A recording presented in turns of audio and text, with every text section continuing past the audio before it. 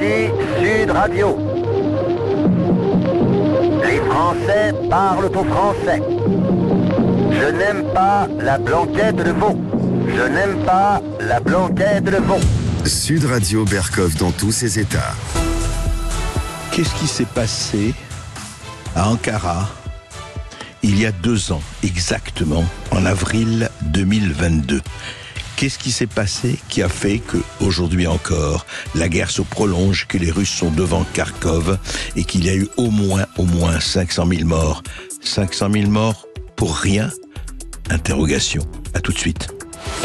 Sud Radio Berkov dans tous ses états. Le fait du jour. Eh belle chanson de Francis Lemarque, chantée par Yves Montand, bien sûr, Quentin Soldat, et oui, le bâton de maréchal et le linge sale.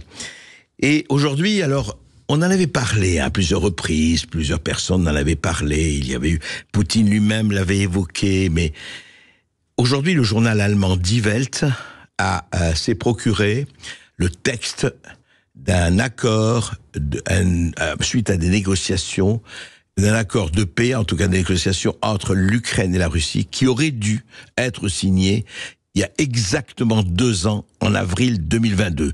Moins de 2 mois après l'invasion de l'Ukraine par la Russie. Éric Dénessé, bonjour. Et bonjour. Vous êtes directeur du Centre français de recherche sur le renseignement, on vous accueille toujours avec plaisir. Dites-moi, vous avez pris connaissance, le Figaro aussi l'a publié hier, mais on en parlait depuis assez longtemps de cet accord qui, quand on le lit, enfin je l'ai lu et puis beaucoup d'autres, paraît quand même, au regard de ce qui se passe aujourd'hui en avril 2024, paraît quand même assez intéressant.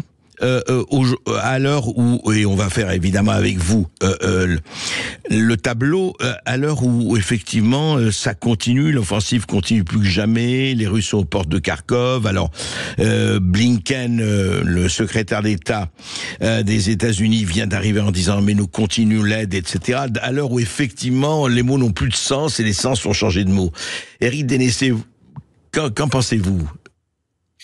D'abord, comme vous le disiez très justement, cet accord, cette phase de négociation, on le savait depuis longtemps. Oui.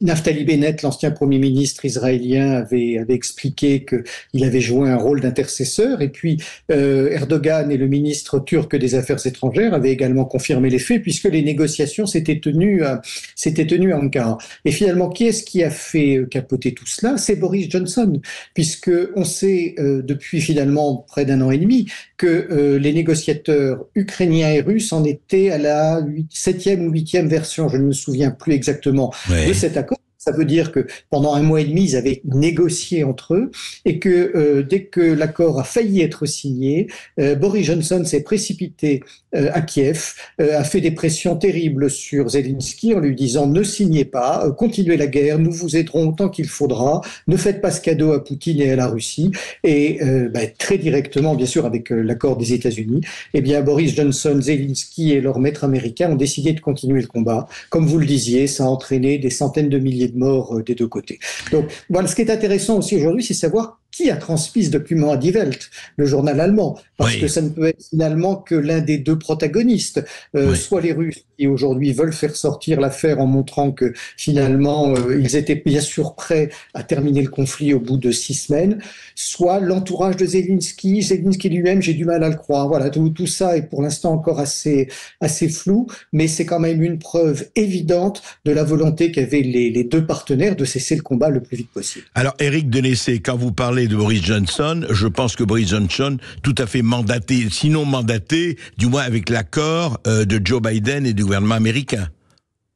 Oui, bien sûr, mais il ne faut pas oublier une chose, de tous les pays occidentaux, ce sont les Britanniques les plus bellicistes et les plus va-t-en-guerre.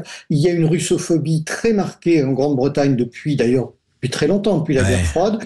Ils sont même plus anti-russes que ne le sont les Polonais qui ont connu des massacres terribles de la part de l'armée rouge. Et pourquoi sont-ils aussi anti-russes, les Anglais ? J'ai envie de dire c'est quasiment atavique depuis le début du communisme dans les années 17-18. D'accord. veulent aussi se venger de ce qu'ils considèrent être comme des actions des services russes sur le territoire britannique. Alors, ce qui se passe aussi, c'est que les Américains, on le sait également, ont signé conclu, ça n'a pas été signé, une espèce d'accord de non-agression entre services, c'est-à-dire que William Burns, le patron de la CIA, s'est rendu dès le début du conflit à Moscou pour définir les règles avec les Russes que les uns et les autres ne transgressaient pas. Mais les Américains utilisent les Britanniques pour transgresser ces règles. Et voilà, c'est-à-dire les Britanniques se sentent protégés parce que c'est le premier allié des États-Unis et vont plus loin que les Américains. Et dans cette affaire-là, Boris Johnson l'a montré une nouvelle fois. Encore une fois, comme vous le disiez, il était évidemment mandaté et appuyé par Washington. Alors, ce qui est étonnant, vous avez lu comme moi, effectivement, ce qu'a révélé Die Welt, enfin, en tout cas le texte, le document de 17 pages, effectivement. Est-ce que vous estimez, Eric Dénessé ou pas, que par rapport à la situation que l'on connaît aujourd'hui, la situation sur le terrain, on en parle, tout le monde en parle du matin au soir, du soir au matin, mais surtout, est-ce que cet accord-là, pour vous, s'il avait été signé, et si aujourd'hui il était signé, pure hypothèse bien sûr, est-ce qu'il est encore plus avantageux pour les Ukrainiens que si aujourd'hui, avec les lignes de front telles qu'ils sont, c'est-à-dire que, est-ce que cet accord, encore une fois, par pure hypothèse, tiendrait aujourd'hui encore mieux qu'hier? C'est difficile à dire. D'abord, tout accord est bon à prendre pour mettre une fin à une guerre et à ces massacres, c'est évident. Mais cet accord était en somme finalement assez favorable aux Ukrainiens. Pourquoi ? Parce que les Russes ont connu quelques échecs et de nombreux déboires dans leur opération spéciale en février et mars 2022. Ils s'attendaient, eux ne voulaient pas d'une opération longue, ils ne voulaient pas envahir l'Ukraine comme on nous a essayé de le faire croire, et donc eux-mêmes avaient un intérêt réel et manifeste de mettre un terme à ce conflit, et notamment parce qu'on sait que Poutine voulait aussi clairement regarder ce qui n'avait pas marché dans les opérations et ce qui avait contredit sa stratégie initiale. Et donc cet accord finalement aurait été, je dirais, la moins mauvaise des solutions. Appliqué aujourd'hui, il serait tout aussi valable, mais je dirais il était encore plus favorable aux Ukrainiens à l'époque qu'il ne le serait aujourd'hui, puisque le fait justement que Britanniques, Américains et Occidentaux au sens large aient fait capoter ces négociations, ça n'a fait que renforcer les Russes dans leur volonté et dans leur perception que l'Occident était prêt à tout pour les affaiblir, et donc ils ont changé leur stratégie, et donc ils sont rentrés dans une logique de guerre longue au fur et à mesure, et ils sont prêts à de moins en moins de concessions avec l'Ukraine et avec l'OTAN. Et on l'a vu avec les déclarations de Sergueï Lavrov, le ministre des Affaires étrangères, en disant non, on ne veut pas négocier à Genève, c'est pas le moment de la négociation. Aujourd'hui, en tout cas, vu ce qui se passe, il l'affirme. Et ce qui est intéressant, vous voyez, c'est très intéressant parce que quand on voit le texte de cet accord, Kiev renonçait à toute appartenance à l'alliance militaire, ce qui aurait écarté toute possibilité d'adhésion du pays à l'OTAN. Et puis, en revanche, selon l'article 3 du document, encore une fois, le document qui n'a pas été signé, bien sûr, on le sait, rien ne s'opposait à l'adhésion de Kiev, donc de l'Ukraine, à l'Union européenne. Et si vous regardez bien tout ce qu'il y a dans cet accord, c'est ce que demandaient les Russes bien avant le conflit. Si les Américains avaient pris en considération les demandes de sécurité de la part de Moscou, le conflit n'aurait jamais commencé. Et encore une fois, ce qu'il y a dans cet accord, c'est exactement ce que les Russes avaient demandé. Une forme de neutralité de l'Ukraine, pas de forces étrangères stationnées sur son territoire, pas d'adhésion à l'OTAN, mais finalement un feu vert pour que l'Ukraine adhère à l'Union européenne, ce qui d'ailleurs est une concession énorme de la part des Russes, parce que souvenons-nous qu'en 2014, lorsque le président Yanukovych a été renversé, c'est parce qu'il avait choisi un accord économique avec Moscou au détriment des propositions européennes. Donc ça veut dire que Poutine faisait vraiment à ce moment-là une concession majeure. Les Ukrainiens en auraient bien sûr tiré parti beaucoup plus vite, parce qu'aujourd'hui c'est un pays qui est totalement à reconstruire et qui n'est pas prêt d'adhérer à l'Union européenne. Bien sûr. Et c'est pour ça que c'est vrai, hein, on dit toujours les ratés de l'histoire, et là, ce n'est pas nouveau. Au fond, aujourd'hui, Eric Dénessé, est-ce qu'on n'est pas arrivé à une situation de blocage? Parce que l'impression qu'on a, encore une fois, on va pas jouer les prophètes ou les futurologues, mais on a l'impression, et j'aimerais beaucoup avoir votre sentiment là-dessus, que ça va encore se prolonger. Les Russes ont intérêt à une guerre d'attrition, les Ukrainiens essaient essaye de voir, faire contre mauvaise fortune, même pas bon cœur. Les Occidentaux attendent des élections américaines. Et est-ce qu'aujourd'hui, la situation n'est pas bloquée, en tout cas pour un certain temps, à votre avis ? Oui, vous avez raison, la situation paraît bloquée au moins jusqu'aux élections américaines, mais les seuls qui ont un véritable intérêt à ce que ce conflit se poursuive, ce sont les Américains. Les Russes n'y ont pas intérêt, les Ukrainiens encore moins. Nous, Européens, nous ne faisons que suivre et que subir la politique américaine.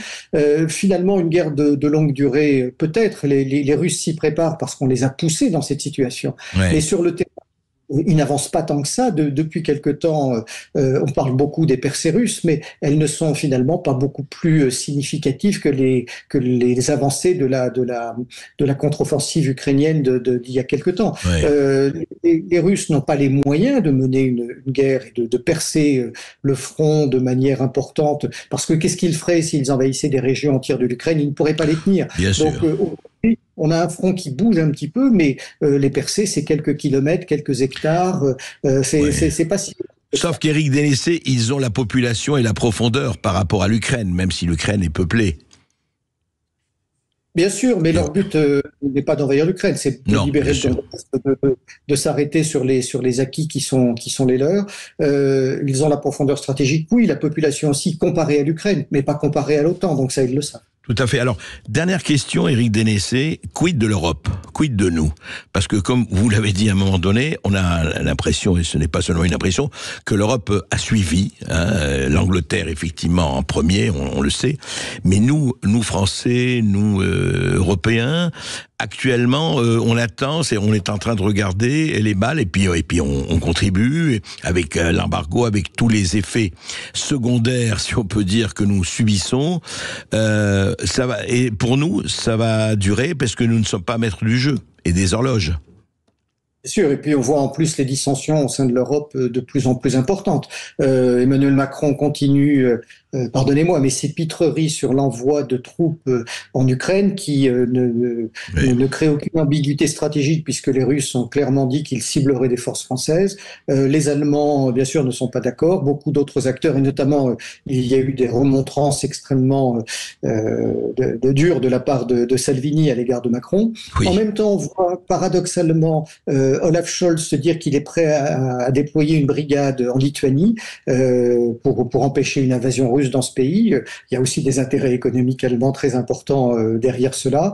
Voilà. Et puis les Britanniques qui poussent, encore une fois, se sont vus eux aussi renvoyés dans leur but assez violemment par Moscou, puisque les Russes ont dit qu'ils étaient prêts à frapper les intérêts britanniques sur le sol ukrainien et au-delà, ce qui est un message très fort pour Londres qui se croit suffisamment éloigné du théâtre des opérations pour continuer un certain nombre d'actions anti-russes.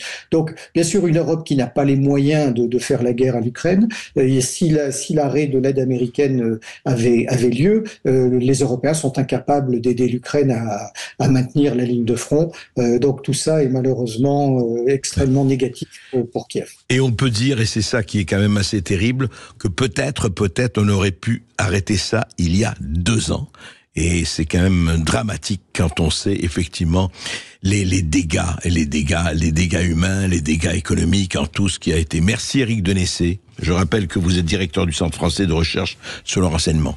Merci d'avoir été avec nous. On va marquer une courte pause sur Sud Radio. On revient dans un instant. On parlera de AstraZeneca. Tiens, à tout de suite sur Sud Radio. Sud Radio Berkov dans tous ses états. Appelez maintenant pour réagir 0826 300 300.